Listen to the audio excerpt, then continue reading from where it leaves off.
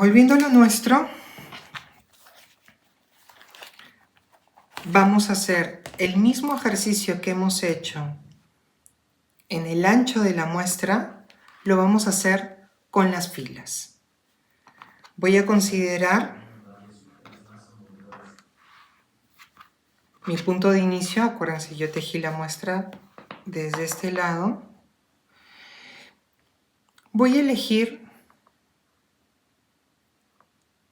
esta fila como base para medir el largo.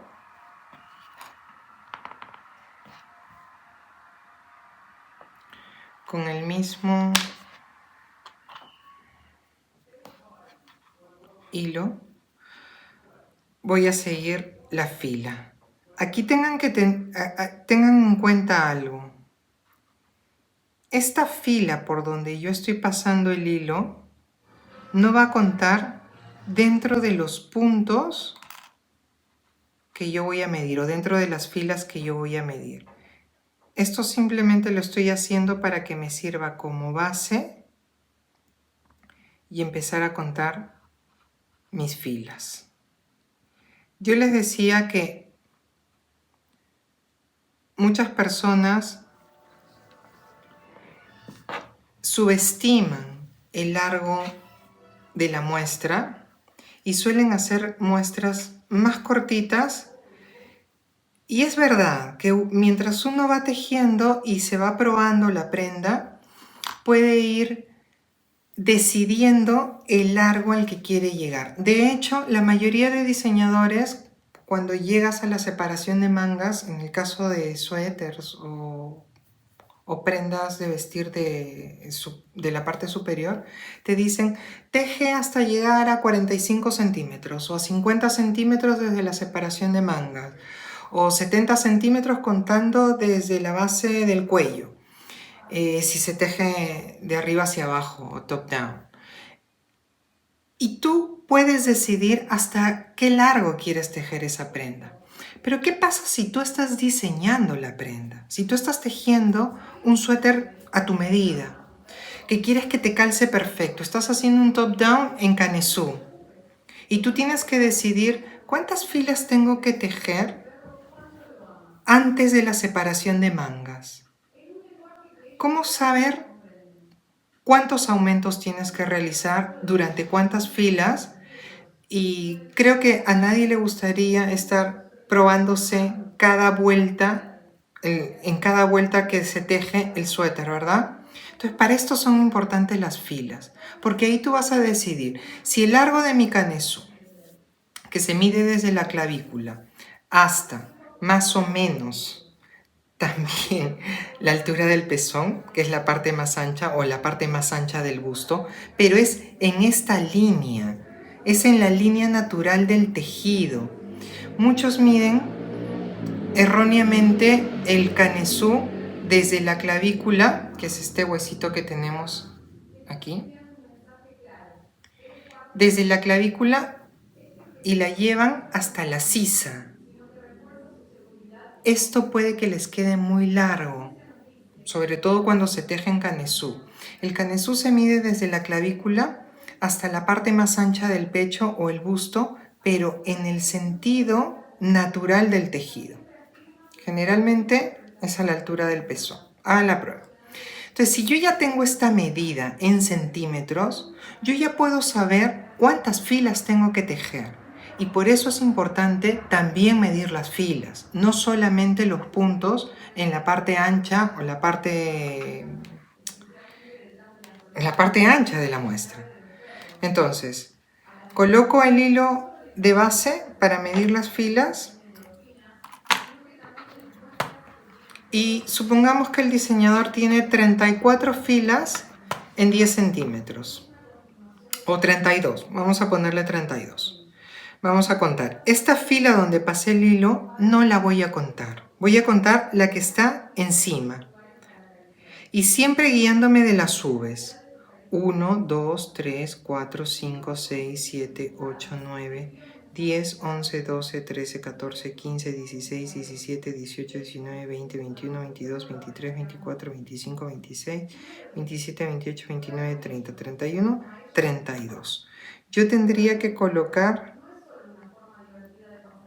mi hilo justo en la última fila.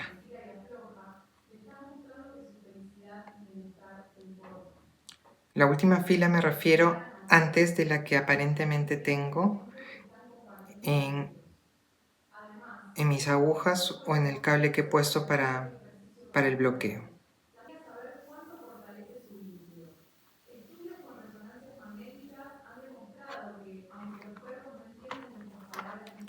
Y ya puedo cortar el hilo.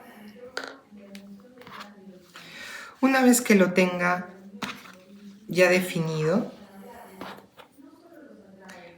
mido.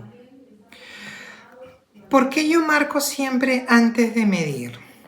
Porque muchas veces cuando medimos y vamos contando, sin darnos cuenta, vamos moviendo el instrumento con el que estamos midiendo o vamos moviendo también la muestra.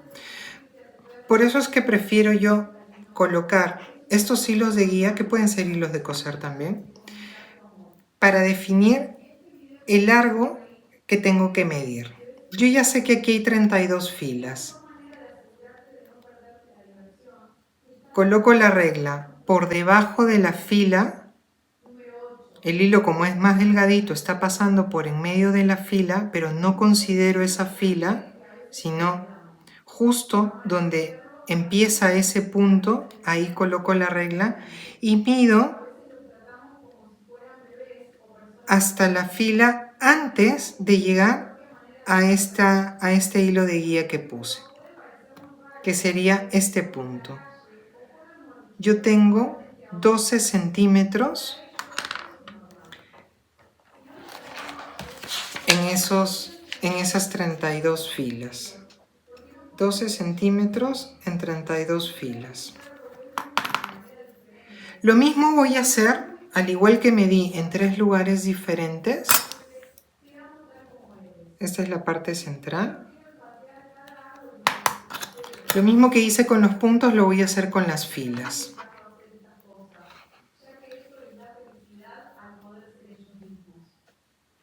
Aquí coloco mi regla, siguiendo la misma columna antes de ese punto, y aquí tengo 12.1.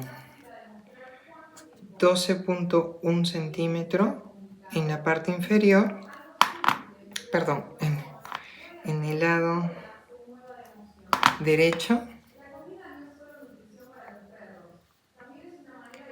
y aquí en el lado izquierdo tengo 12 centímetros.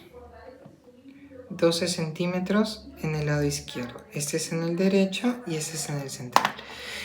Saco el promedio y yo tengo 12 centímetros para esas 32 filas. Esto también lo voy a anotar en la tabla que les voy a dejar en la descripción de este video para que la puedan descargar.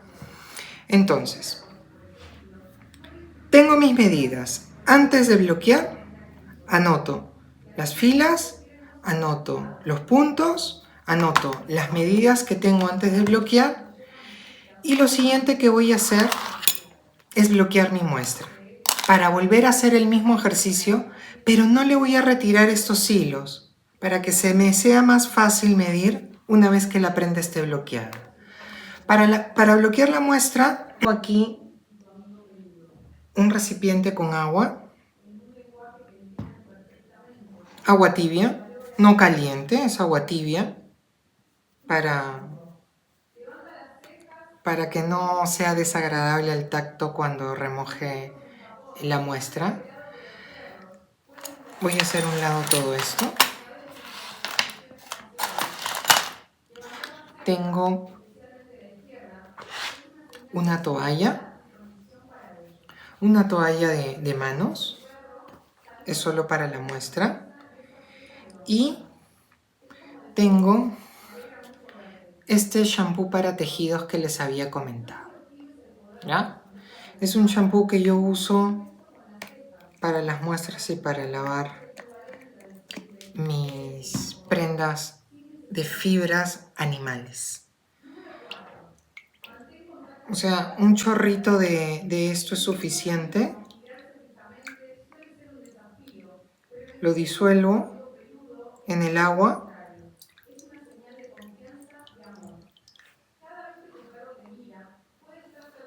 y sumerjo la muestra.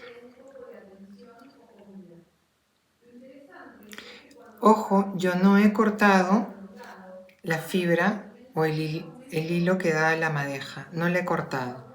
Y esto es, por si me quedo corto de hilado, poder reutilizar el hilado de mi misma muestra. Esto lo voy a dejar por aproximadamente 10-15 minutos. Yo suelo dejarlo 20 minutos más o menos. ¿Por qué? Porque las fibras animales tienen lanolina. La lanolina es una enzima que tienen la mayoría de ganados ovinos. También lo tienen los camélidos, pero en mayor proporción lo tienen los ovinos. Esa es una enzima que protege la fibra cuando el animal tiene el pelo en ellos mismos. Es lo que hace impermeable la fibra del calor, del frío, de la lluvia. Ustedes no sé si se han dado cuenta que cuando echan agua a una fibra animal, inicialmente la fibra repele el agua. Es por la lanolina que contiene. Entonces, como nosotros queremos bloquear la muestra y para bloquearla la fibra se tiene que empapar del agua, tiene que absorber toda el agua, es necesario que se quede remojando bastante tiempo. Mientras más mejor. Pero intenten, sobre todo cuando vayan a bloquear su prenda, no la dejen menos de 20 minutos, ¿ya? Por lo menos 20 minutos para que la fibra absorba todo el agua. Porque cuando la fibra absorbe todo el agua, se va a mostrar cómo realmente va a quedar esa fibra en la prenda tejida. Creo que nadie lava su ropa con 2 o 3 minutos bajo el agua, ¿verdad? Si lavan en lavadora cualquier prenda, no hablo de las prendas tejidas a mano y sobre todo de fibras naturales, eviten lavarlas en lavadora, a menos que estén seguros que el ciclo es bastante delicado, que no están lavando con agua caliente porque esto puede afiltrar la fibra. Entonces, si tienen todos los cuidados, no hay problema. Pero las prendas suelen remojarse para ser lavadas. Esto ayuda también a que muchas fibras florezcan. En inglés se llama bloom. Se hacen más gorditas al momento de que se secan después de haber sido hidratadas y rellenan más el punto, se ve más bonito, se ve más parejo el tejido. Así que dejen actuar a la fibra bajo la hidratación larga. ¿Ya? Para la muestra, mira, pueden ser 10 minutos si están tan ansiosos. Yo generalmente hago mi muestra, la dejo unos 20 minutos mientras voy haciendo otras cosas. Pongo mi alarma, si es que tengo mucha ansiedad por bloquearla, pongo mi alarma en 20 minutos y la escurro y la bloqueo. Entonces voy a dejar esto hidratándose y luego les muestro cómo utilizo la toalla para secar esta muestra, que es lo mismo que hago cuando bloqueo las prendas, lógicamente con una toalla mucho más grande o dos. Y vuelvo con ustedes. Bien, llegamos a la parte final de este proceso. Ya pasaron 20 minutos, así que voy a retirar la muestra y la voy a escurrir. Escúrranla con mucho cuidado, ¿ah? No expriman, no hagan esto, no estrujen la fibra. Solo escúrranla lo suficiente como para retirar el agua y hacer más rápido el proceso de secado. Con esto ya es suficiente. Voy a retirar esto.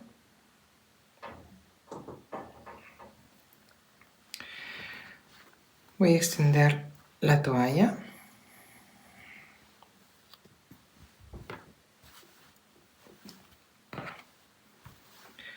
¿Cómo bloqueo yo o cómo termino de escurrir la muestra? Lo mismo hago con la prenda, solo que utilizo toallas más grandes. Utilizo una debajo y una encima para retirar todo el exceso de agua. Le extiendo la toalla y la enrollo.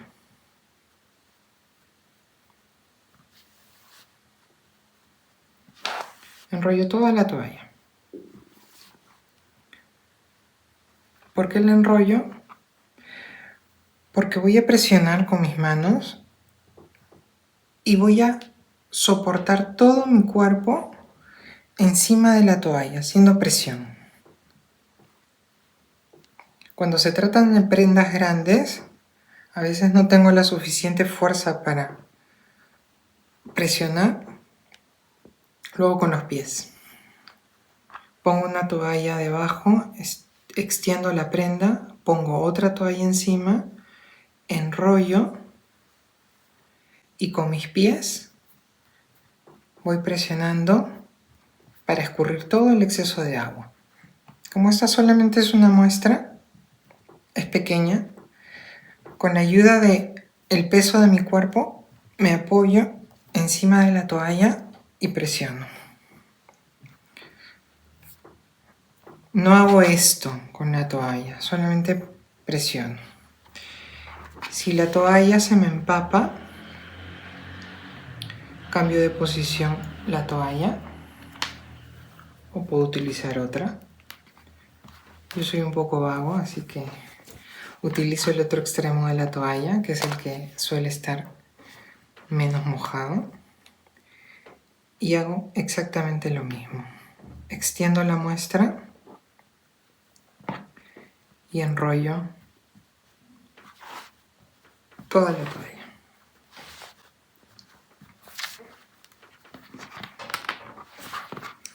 Y nuevamente, presiono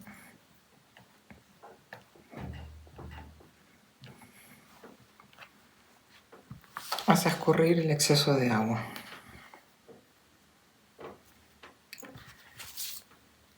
Voy a retirar esto. Y me queda la muestra ya escurrida.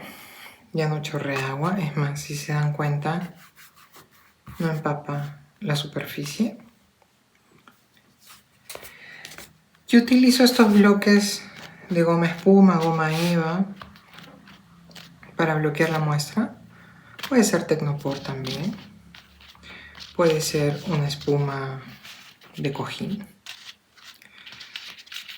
Intento que la superficie sea lisa y plastificada para que seque más rápido. Si tienen la oportunidad de encontrar estos bloques, intenten que no sean de estos que se desarman, porque fastidia cuando bloqueamos la muestra o alguna prenda. A veces encajamos en la unión de las piezas y molesta o incomoda un poco, pero es lo que tengo. Entonces, ¿cómo bloqueo yo la muestra? Ya les dije, suelo usar estos pines en forma de T. Yo empiezo siempre por una esquina, ubicando cuál es mi línea de base. Y en esa línea de base, que es esta de aquí, coloco el primer imperdible. Me ayudo de estas reglas que son sólidas. ¿Por qué? Porque voy a formar un ángulo de 90 grados para nivelar la prenda, para que el borde me quede prolijo.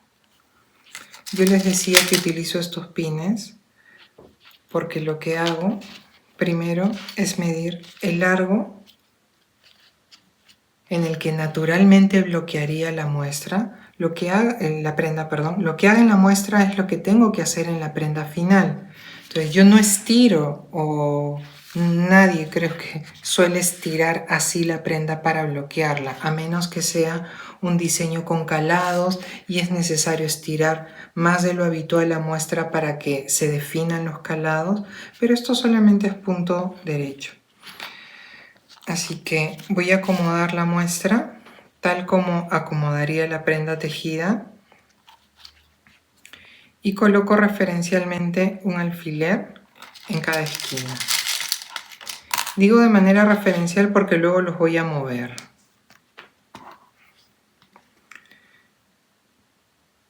Esto es para determinar cómo debería quedar la muestra bloqueada completamente. Aquí es donde voy a ubicar cada uno de los puntos del borde. Si tengo que mostrar mejor el borde, este es el momento de hacerlo. Esto es para que el borde me quede más prolijo. Y en cada punto voy a insertar uno de estos alfileres. Siempre intentando mantener esta línea recta, ayudándome de la siguiente regla. Puedo usar una escuadra.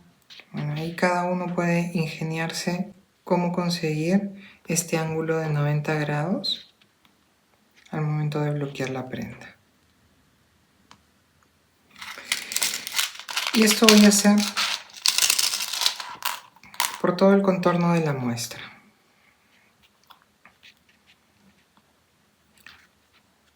Voy a colocar otro aquí. Luego voy a ir completando los siguientes puntos.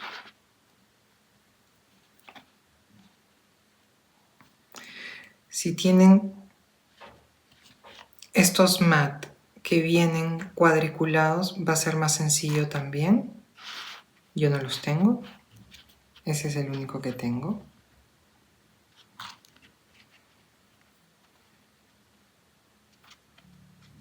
Me apoyo, si la regla no me da, me apoyo en el borde de estos pines para mantener la línea recta. Y coloco mis pines.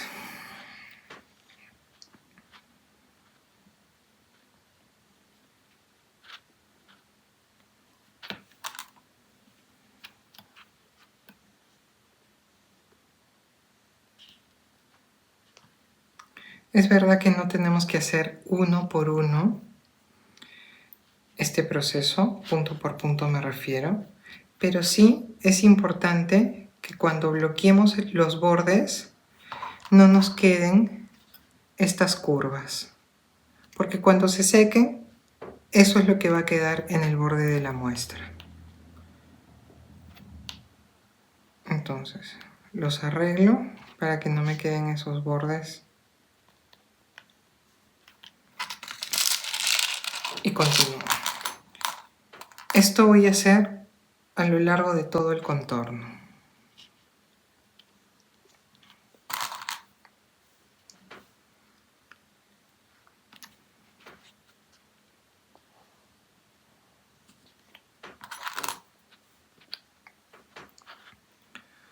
Una vez que hice o coloqué los pines a lo largo de uno de los laterales, antes de continuar con la parte superior y la parte inferior, la base, voy a hacer lo mismo con el otro borde. Lo primero que bloqueo son los bordes, habiendo definido referencialmente las esquinas. Esto me forma un ángulo de 90 grados, esto está recto, entonces voy a continuar con este borde. Me cercioro de que aquí me pase lo mismo, que esté en 90 grados, y este lo voy a subir un poco. Hago esto en todo el borde.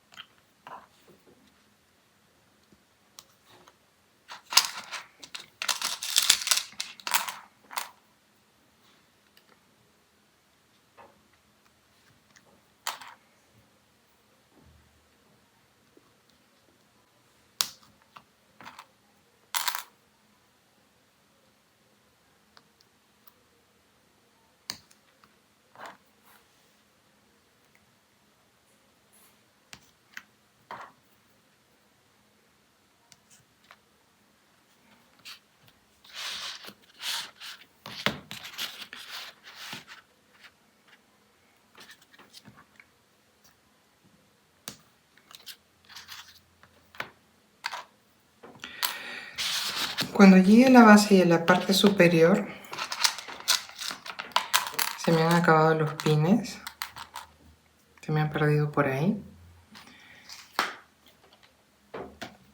Aquí puedo utilizar estos pines de tipo peineta, porque esta es una base recta. Empiezo por el centro, alineando el centro. Cojo las peinetas más pequeñas, que es más fácil de identificar en la base. Y estos puntitos que me faltan los puedo completar con estos pines. Lo mismo hago aquí en la parte superior. Empiezo del centro.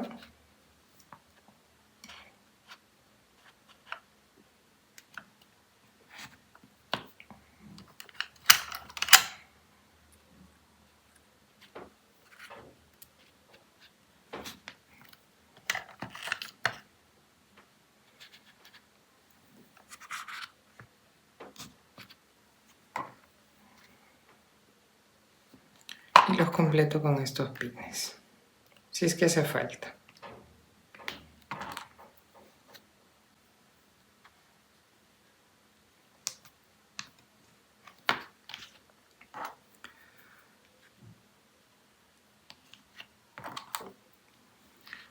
Corrijo los bordes irregulares.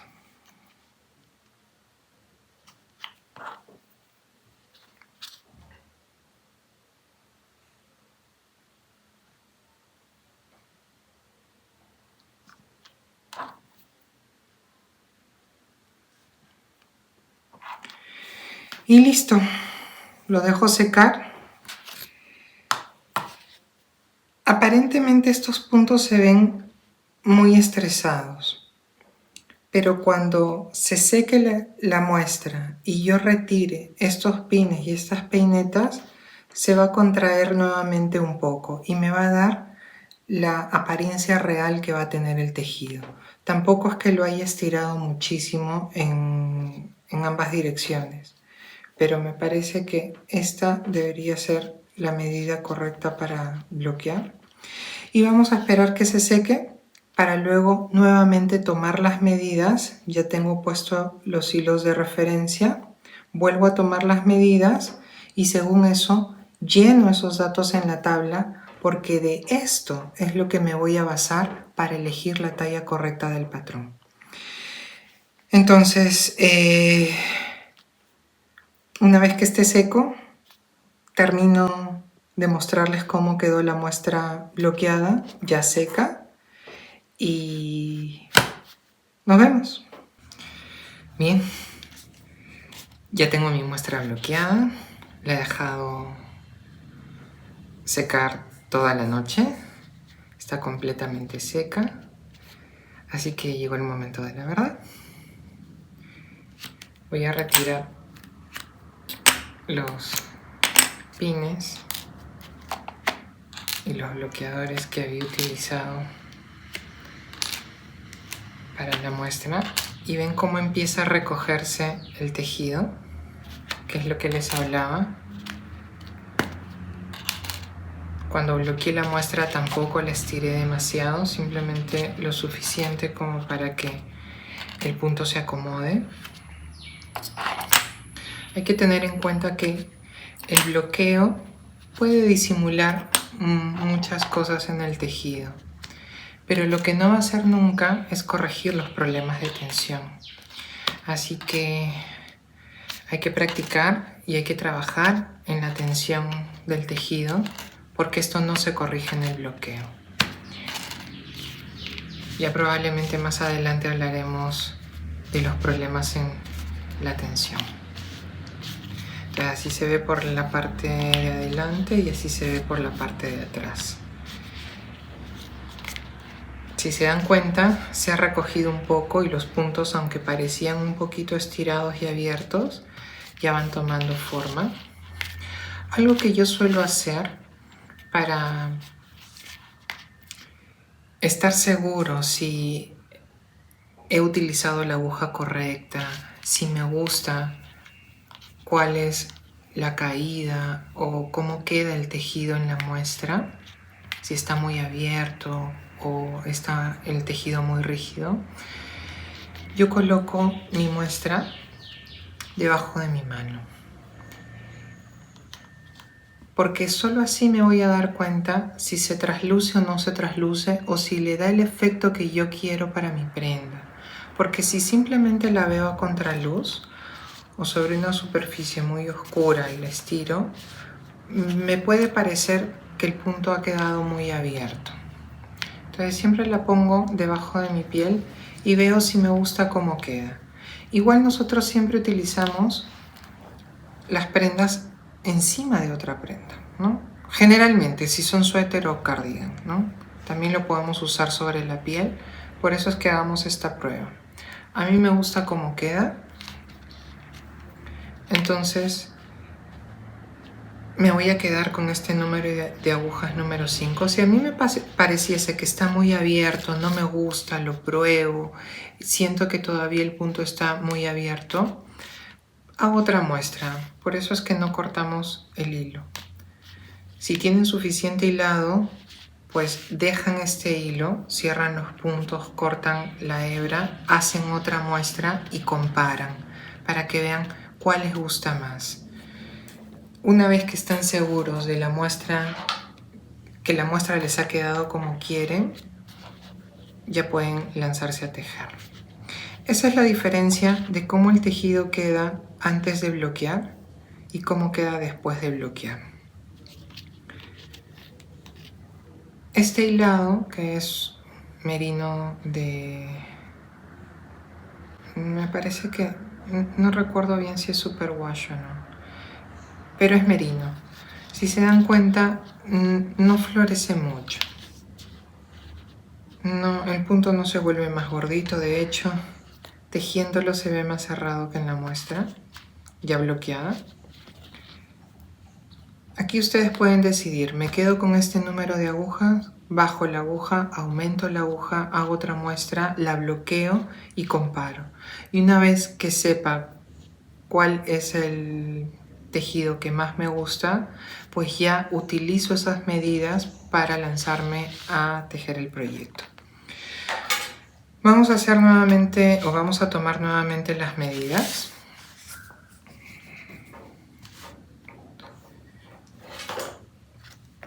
Tenía mi libreta aquí, donde había anotado las medidas antes del bloqueo y ahora voy a colocar las medidas después del bloqueo. La extiendo sobre una superficie plana, lisa, sin ningún obstáculo por debajo y voy a medir. Nuevamente coloco la regla, no sobre el hilado de guía, sino al costado donde empieza el punto. Aquí mi regla empieza en el extremo, el 0 está exactamente al extremo de la regla. Y veo que tengo ahora 10.7. 10.7. Voy a anotar 10.7 en la parte del centro. Hago lo mismo en la parte superior. En la parte superior yo tengo 11 centímetros. Y en la parte inferior tengo 10.9.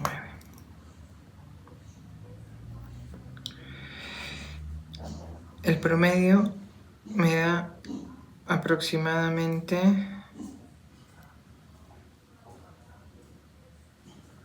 10.85. Me voy a quedar con 10.8. Yo tenía inicialmente 10.55 y con el bloqueo ha crecido 3 milímetros, más o menos 3 milímetros. 10.85.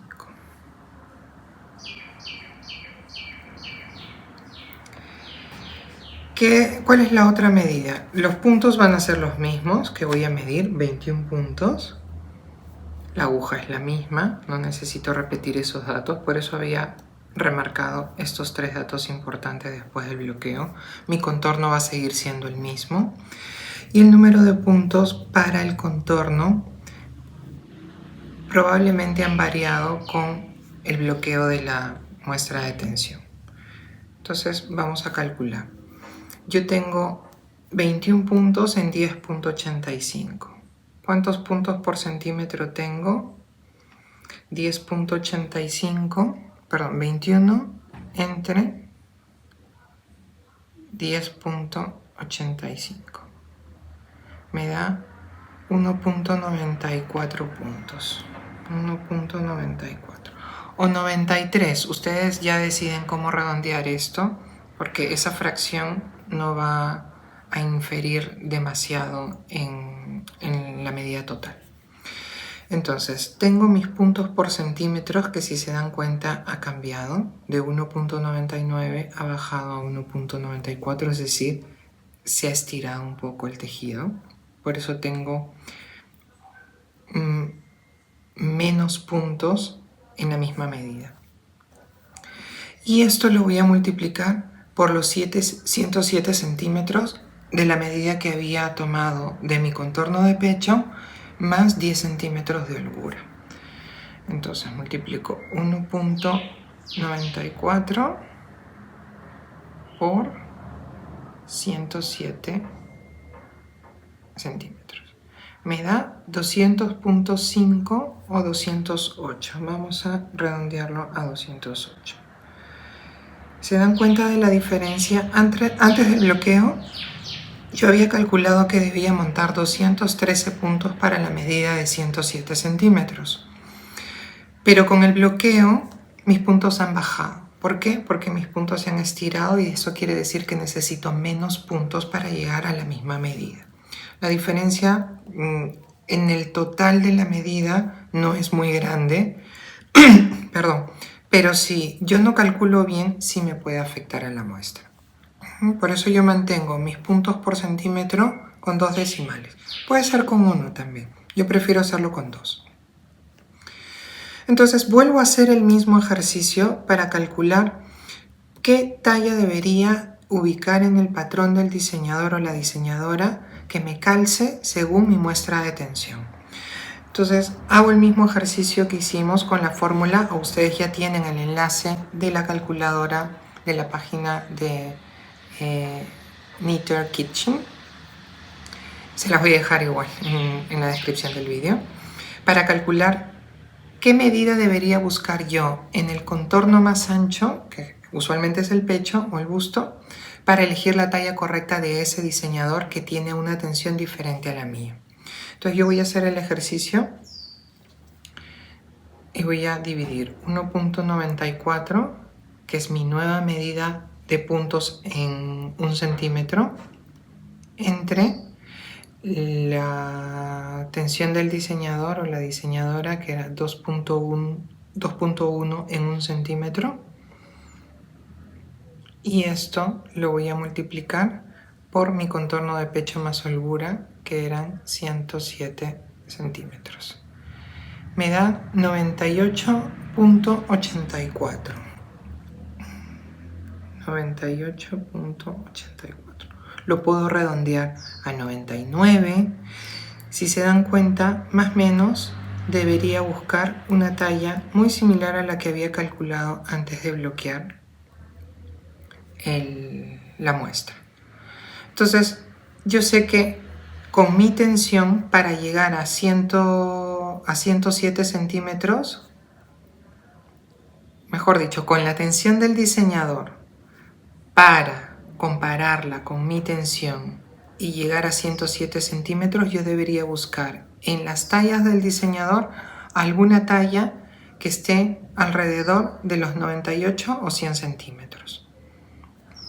Recuerden que habíamos calculado 10 centímetros de holgura. Si no encuentro una talla exacta para los 100 centímetros o los 98 que quiero, puedo ubicar alguna talla sabiendo o que voy a ganar un poco más de holgura o voy a perder un poco de holgura, pero la diferencia no va a ser mucha porque por lo general aquellos diseñadores que tienen muchas tallas en su patrón, el cambio entre talla y talla es aproximadamente de 2 centímetros, aproximadamente. Es verdad que hay patrones que tienen solo 2 o 3 tallas, que me ha tocado tejer algún suéter donde la diseñadora solo tenía 3 tallas. Y no he tenido en realidad que modificar el patrón, para serles honesto. Pero sí estaba pensando hacerlo si es que no ubicaba una talla correcta. Felizmente esta diseñadora daba aproximadamente 30 a 35 centímetros de holgura porque era un suéter oversize. Yo decidí elegir una de las tallas en la que, si bien es cierto, no me iba a quedar con la misma holgura, sacrificaba esa holgura para que me quede el suéter más o menos como yo esperaba. Y la verdad es que, a mi parecer, los resultados fueron bastante interesantes. Les voy a dejar una foto por aquí y les voy a dejar la descripción, en la descripción el enlace de la diseñadora por si lo quieren tejer. Entonces, esto es todo respecto a la muestra de tensión. No sacrifiquen, por favor, este proceso básico antes de lanzarse a tejer un proyecto como un suéter, un cardigan, un top, un traje que les va a demandar mucho tiempo. Si se trata de un chal, si se trata de un scarf, una bufanda, realmente yo nunca hago muestra de tensión para hacer un chal o una bufanda, porque me puede quedar un poquito más grande, un poquito más pequeño. Al final, el chal uno se lo envuelve o lo usa también como bandana o como bufanda, y los scarf pasa exactamente lo mismo. Intento sí adaptar mi hilado a la aguja, el hilado y la aguja a la que recomienda el diseñador, pero con la experiencia y la práctica ustedes se van a dar cuenta que a veces el diseñador les puede decir que elijan un hilado de grosor fingering y lo tejan con agujas de 3.5 o 3.75.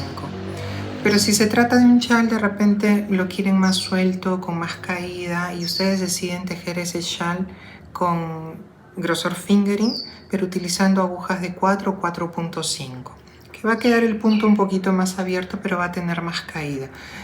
Como el chal no tiene que quedarles entallado, no pasa nada. Si quieren hacer la muestra, igual háganla. Yo, ya les dije, soy un poco vago para esas cosas. Hago muestras cuando sé que voy a tejer una prenda que necesito que calce, no diría perfecto, pero de la mejor manera posible, y no sacrifico esta parte del proceso. Otra de las cosas que quería comentarles, cuando elijan un hilado, intentemos ser responsables con nuestro planeta. Es cierto que las fibras animales son recursos renovables y en realidad hay mucha controversia respecto a la esquila de los animales, por si les hace bien o no les hace bien. Realmente la esquila favorece a los animales siempre que se hagan de manera responsable, cuidando que no se maltrate al animal, que no le corten la piel. Yo cuando busco hilados, antes de comprarlo, investigo la marca para ver cuáles son sus políticas de fair trade, si es que están pagando correctamente a los ganaderos, a los productores, que tengan cubierto de manera justa toda la cadena de producción. Y sobre todo reviso sus políticas medioambientales también. Si trabajan para reducir la huella de carbono dentro de sus procesos, y sobre todo algo que descubrí hace algún tiempo, sobre todo en el ganado ovino, cuando compro merino, es que hay muchos ganaderos o muchas plantas productoras de merino que utilizan una práctica nefasta con sus ovejas merinas. y es el muslin. Es terrible. Les voy a dejar un blog que me parece súper interesante. Está en inglés y pueden colocarlo en algún traductor para que puedan entender más acerca del muslin. Es una práctica de terror. Cortan en la parte del culete del animal los muslos, se los rebanan, sobre todo en las ovejas merinas. ¿Por qué? Porque en esta parte se generan pliegues y las moscas suelen depositar sus larvas en esos pliegues. Esto hace que el animal coja alguna infección que puede ser fatal para ellos, puede ocasionarles la muerte. Y estos ganaderos lógicamente ven perdida su inversión y lógicamente van a evitar que sus ganados contraigan alguna infección. Entonces les rebanan los muslos, se los rebanan sin anestesia, no es una cirugía controlada, y esto para evitar que se formen estos pliegues y las moscas no depositen las larvas ahí. A mí esto me parece terrible. Yo creo que existen otras formas de poder controlar estas plagas sin dañar ni al medio ambiente ni a los animales. Esta práctica está muy generalizada en Australia. Lamentablemente es una de las zonas donde existe la mayor producción de merino. Yo no compro lanas de Australia, sobre todo merino. Es una decisión personal. No les estoy diciendo que lo hagan o lo dejen de hacer. Pero siempre reviso que la marca del hilado que estoy comprando tenga unas políticas claras de cuidado medioambiental, de unas políticas que luchen contra el maltrato animal y sobre todo que también tengan un trato justo en toda su cadena de producción. Así que de esa manera intentemos contribuir un poquito al medio ambiente, intentemos aportar nuestro granito de arena con el planeta y sobre todo con la sociedad. Esta es una percepción mía. No, como les digo, no les voy a pedir que ustedes la apliquen, pero si pueden hacerlo, el mundo se los va a agradecer. Así que eso ha sido todo. Espero no haberlos aburrido, no haberlas aburrido tanto con toda esta tabarra, pero me parece importante que entendamos cómo interpretar nuestra muestra, por qué es importante hacer la muestra de tensión antes de lanzarnos a hacer un proyecto y sobre todo contribuir con nuestro planeta. Que tengan un feliz día y good knitting.